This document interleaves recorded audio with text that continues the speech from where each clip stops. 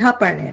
اچھا سورہ فاتحہ جو ہے ہم کیوں اس طرح پڑھ رہے ہیں کہ ڈیٹیل سے, تو دیکھیں سورہ فاتحہ ہر رکعت میں ہوتی ہے نا, اور اس کو ہم جو ڈیٹیل سے تھوڑا پڑھ رہے ہیں اس لیے پڑھ رہے ہیں کہ ہماری نمازوں میں بھی خشوع کا لیول بیٹر ہو. ٹھیک ہے کہ اس کو صحیح سے پڑھنا, تلفظ اچھے سے پڑھنا, تجوید کے ساتھ, گڈ, اچھی بات ہے. پھر اس کی میننگز پتا ہو, جو ورڈ ٹو ورڈ ٹرانسلیشن بھی سب کو پتا ہوتی ہے, وہ بھی بہت اچھی بات ہے. لیکن جب ہم اس طرح اس کو ڈیٹیل تھوڑی سی دیکھتے ہیں نا, تو ہم پھر ان باتوں کو اور ذہن میں لا کے نماز میں ہمارے فوکس اچھا ہوتا ہے. تو اسی لیے ہم اپنی کوشش کرتے ہیں, باقی اللہ تعالیٰ ہماری کوششوں کو کامیاب کرے. تو اس سے ہم دیکھتے ہیں ہم نے اس کا اس لیے کیوں پڑھ رہے ہیں, تاکہ ہمیں نمازوں میں خشوع آئے, تبھی ہم اس کو اس طریقے سے پڑھنے کی کوشش کر رہے ہیں, اور پوائنٹس اس کے نوٹ کریں گے. اس کا ہم نے پہلا حصہ کیا تھا جو کہ فرسٹ پارٹ سورہ فاتحہ, اس میں ہم نے اللہ کا تعارف دیکھا تھا, صفات دیکھی تھی, یہ سارا اللہ تعالیٰ سے ریلیٹڈ تھا. اس میں ہم نے اللہ کی تعریف کی, شکر کیا کہ صرف اللہ کے لیے ہونا چاہیے تعریف اور شکر, کیونکہ ہماری ہر چیز کی ٹیک کیئر کرنے والا صرف اور صرف اللہ تعالیٰ ہے. پھر اور صرف ہماری نہیں بلکہ تمام عالمین, تمام جو کریشن ان سب کی ٹیک کیئر کرنے والا اللہ تعالیٰ, تو اس کی تعریف اور شکر. پھر رحمان الرحیم, بہت زیادہ مہربان اور نہایت رحم کرنے والا رب ہے, اور ساتھ ہی ساتھ مالک یوم الدین بھی ہے. یعنی ہم جو کچھ بھی کر رہے ہیں وہ ان سب کا حساب کتاب کرے گا. تو ہمیں بھی کیئرفل ہونے کی ضرورت ہے کہ ہم اس کو رحمان الرحیم تو سمجھیں مگر مالک یوم الدین بھی سمجھیں.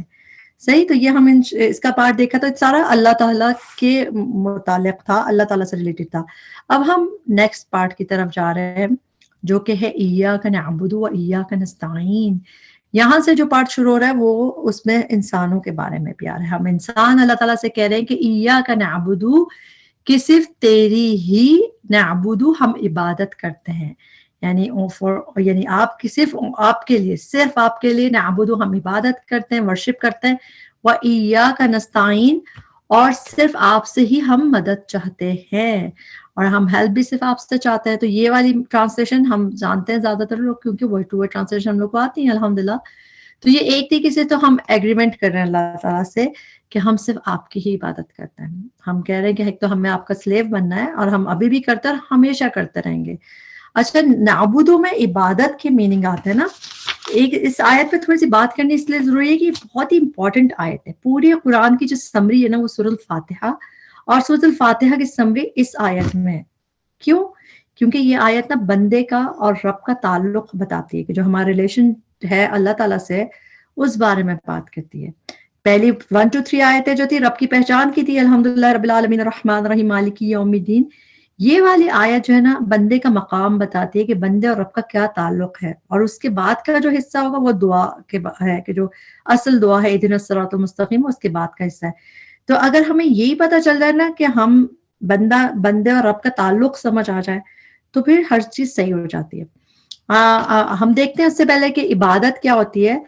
اللہ تعالیٰ نے ہمیں پیدا کرنے کا مقصد جو بتایا کہ کیوں کریٹ کیا گیا انسان, سورہ زاریات میں اللہ تعالیٰ نے بتایا وَمَا خَلَقْتُ الْجِنَّ وَالْإِنسَ إِلَّا لِيَعْبُدُونَ, کہ اللہ تعالیٰ نے اس لیے کیا تاکہ انسان اور جن جو ہے وہ اللہ کی عبادت کریں.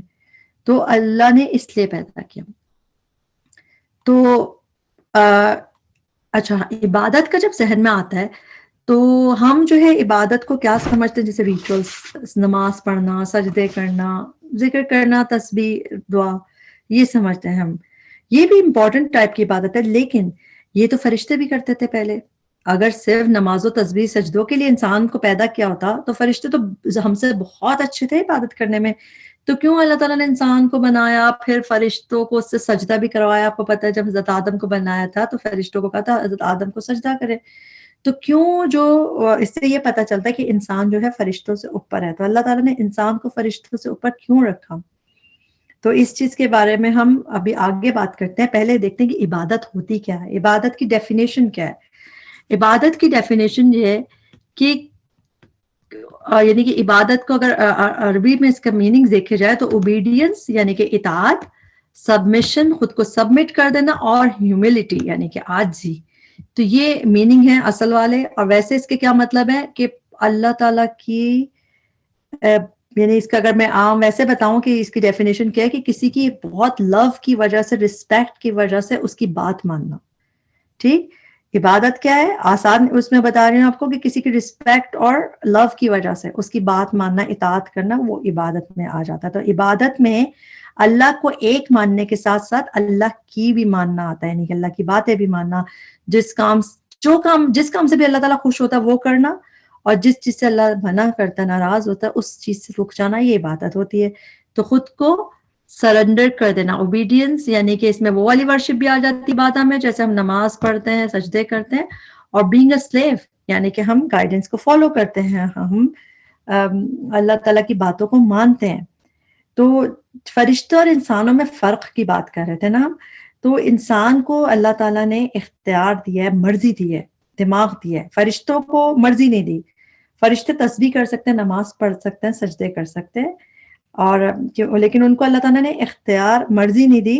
تو مرضی کے بعد، یعنی جو اپنی مرضی ہو، اس کے بعد جب ہم اپنی مرضی کو سرنڈر کر دیں اور اللہ کی بات مانیں، تو پھر جب انسان ایسا کرتا ہے نا، فرشتوں سے بھی اونچا ہو جاتا ہے، تب درجہ بڑھتا ہے. یعنی فرشتے تسبیح کر سکتے ہیں لیکن غلامی نہیں کر سکتے. کیوں؟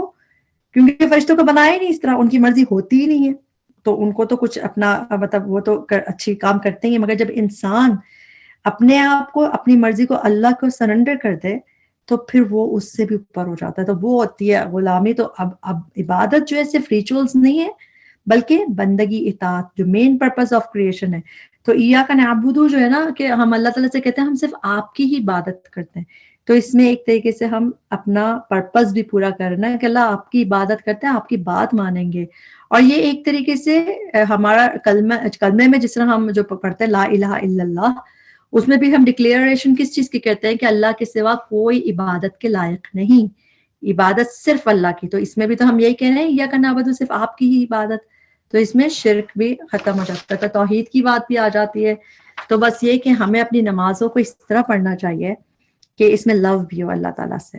ہماری نمازوں میں اللہ کو یاد ہو، اللہ کی محبت، اور اپنی عاجزی ہو. ہمیں لگے کہ اللہ تعالیٰ ہم تو نہیں ہے اچھے، اور ہم جب اچھے سے نماز پڑھیں گے نا، تو اس سے پھر ہمیں اس کا صحیح پرپس فل ہوگا، اور پھر وہ ہمیں جو ہے اطاعت، اوبیڈینس کرنا آسان ہو جائے گی. ادروائز ہم پھر ایسی ریچول کی طرح نماز پڑھتے ہیں نا، روبوٹک نمازیں، تو اس میں لائف نہیں ہوتی. اس میں لائف ڈالنی ہے تو اس میں ہم اللہ کو یاد کریں گے، اللہ سے لو سے پڑھیں گے نماز کو، اور اپنی ہم عاجزی، ہیوملٹی دکھاتے ہیں.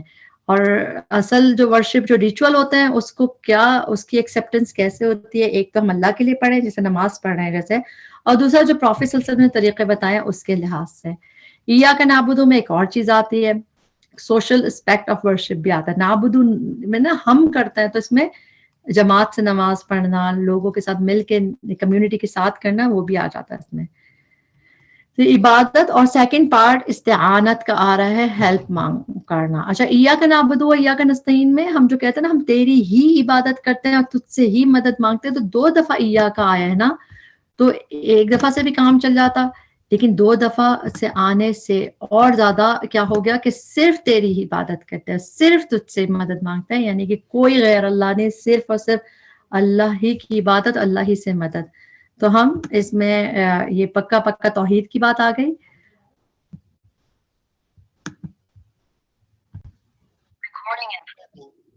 اب جو اس کا یہ والا حصہ ہے وہ ایاک نستعین، تو اس میں ہم کہتے ہیں کہ ہم صرف تجھ سے ہی مدد چاہتے ہیں، کہ اللہ تعالیٰ ہم صرف آپ سے ہی مدد مانگتے ہیں.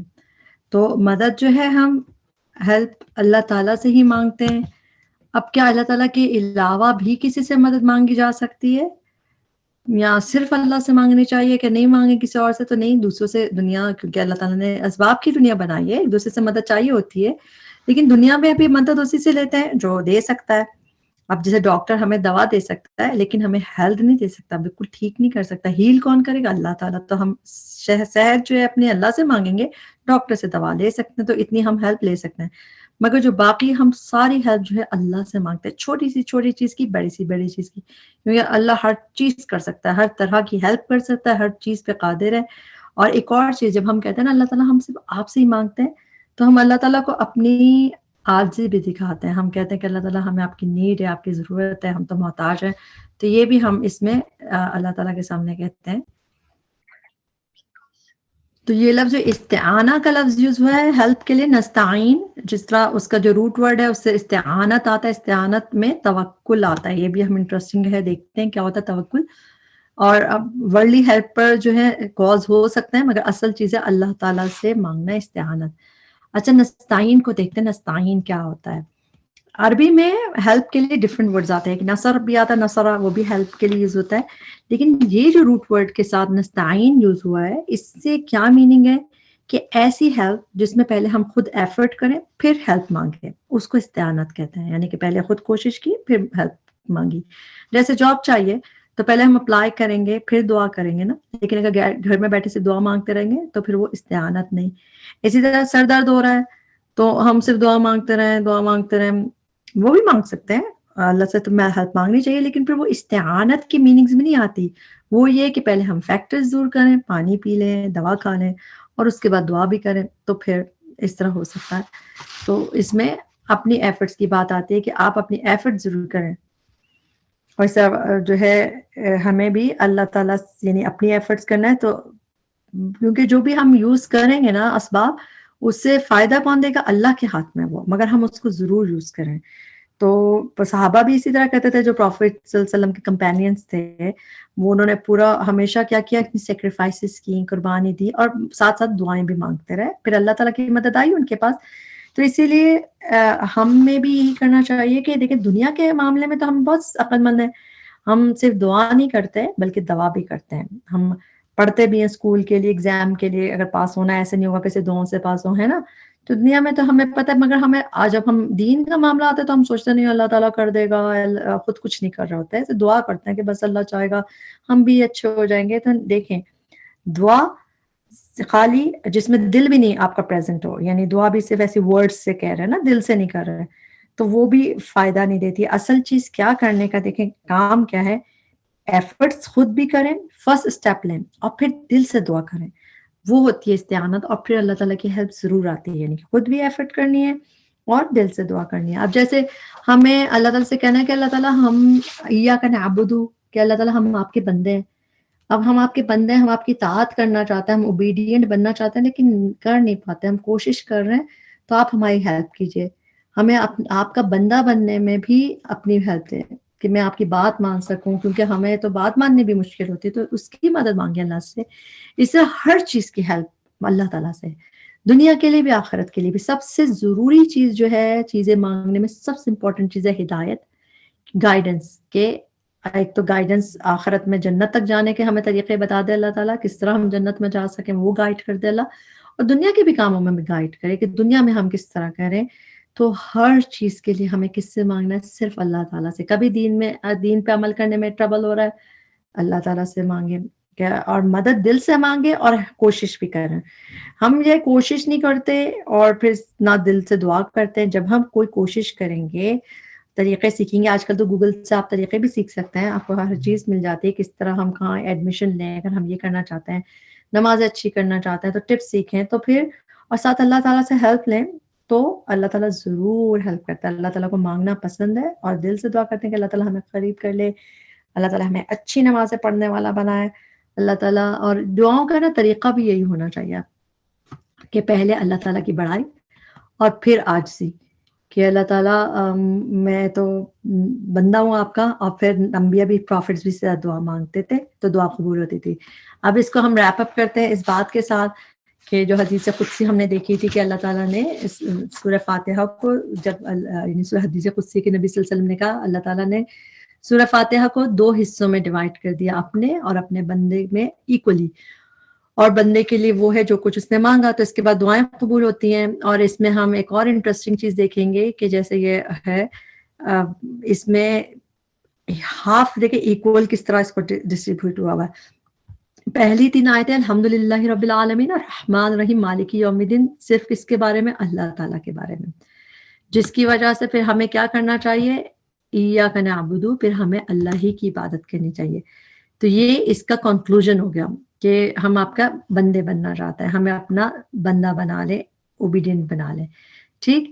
اور اس کے بعد جیسے بیلنس کا بیچ کا حصہ ہوتا ہے، تو یہ سمجھے 3.5 حصہ اللہ تعالیٰ کے لیے، اور باقی ہاف جو ہے ہمارے لیے، کیسے؟ ہم کہتے ہیں ایاک نستعین، ہم آپ سے ہی مدد مانگتے ہیں، پھر ہم دعا مانگتے ہیں کہ اللہ تعالیٰ ہمیں سیدھے راستے پہ چلا دے، اس راستے پہ چلا دے. تو یہ سب ہمارے انسانوں کے لیے، اور یہ والا حصہ اللہ تعالیٰ کے لیے ہے کہ ہم اللہ تعالیٰ کی عبادت کرتے ہیں. اور اللہ تعالیٰ کون ہے؟ جو اس طرح ہے. تو سبحان اللہ، وہ حدیث جو ہے اس طرح بھی اس طرح ہوتی ہے کہ جو اس کا پہلا حصہ جو ہم دیکھ رہے ہیں جس میں اللہ تعالیٰ کی تعریف ہے،